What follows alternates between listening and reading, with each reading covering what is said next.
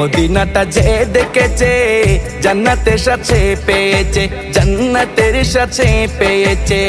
সে পাবে না শেষ বিচারে, সে পাবে না শেষ বিচারে পাপের খেসারত।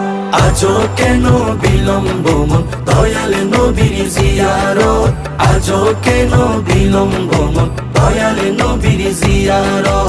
গেলে বুঝবি মদিনাটা, গেলে বুঝবি মদিনাটা আসলে জান্নাত। আজও কেন বিলম্ব মন দয়াল নবীর জিয়ারত, আজও কেন বিলম্ব মন দয়াল নবীর জিয়ারত।